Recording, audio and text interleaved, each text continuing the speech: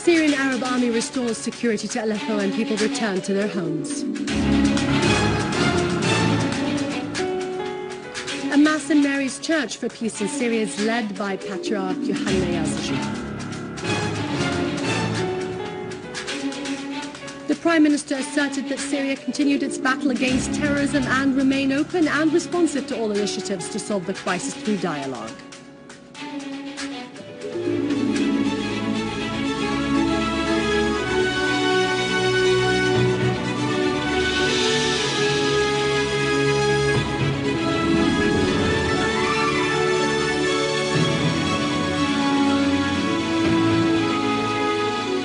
Good afternoon, this is Dania Nizam with this afternoon's news bulletin.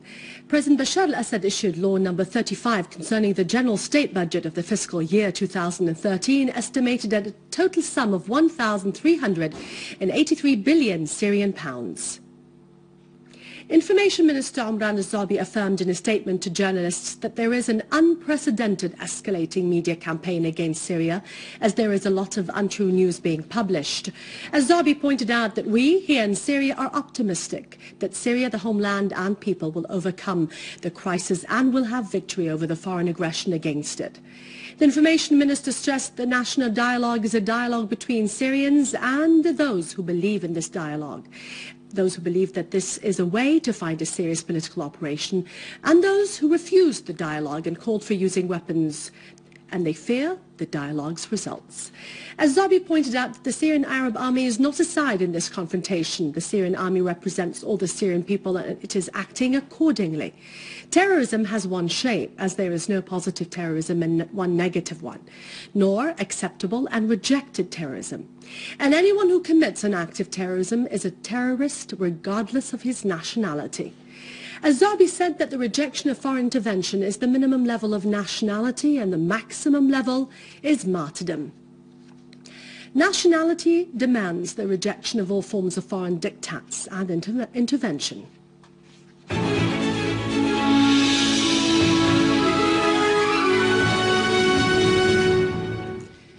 The General Command of the Armed Forces issued a statement in which it said that a terrorist group attacked a technological military location in Shaba in the Damascus countryside. They murdered the leader of the force protecting the location.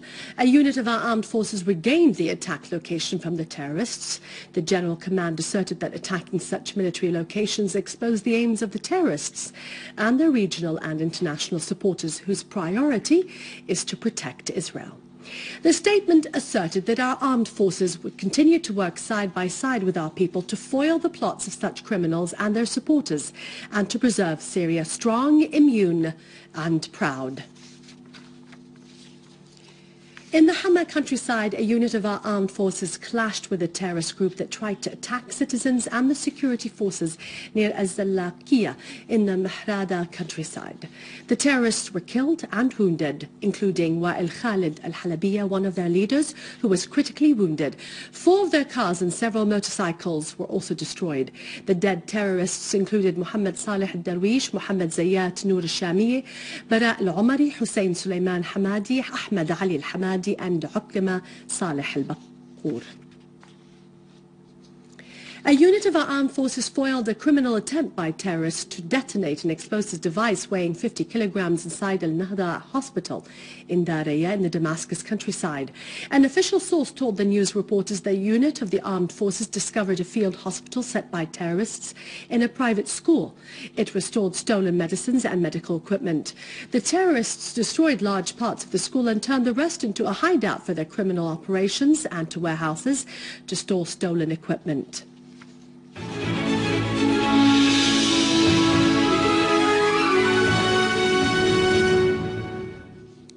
Thanks to our valiant armed forces, the people of the quarter Saif al-Dawla and Aleppo regained security and returned to their homes to continue their normal daily lives.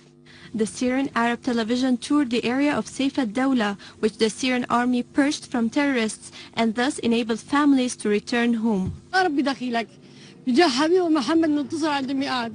I pray to God to grant Syria victory against its enemies.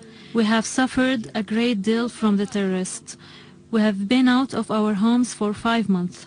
بقول للجيش السوري الله يحميه. May God protect the Syrian Arab army in its battle against the mercenary terrorists who stormed and plundered our homes. الجيش الحر حرامي. Those terrorists who claim to be fighting for freedom stole all our possessions.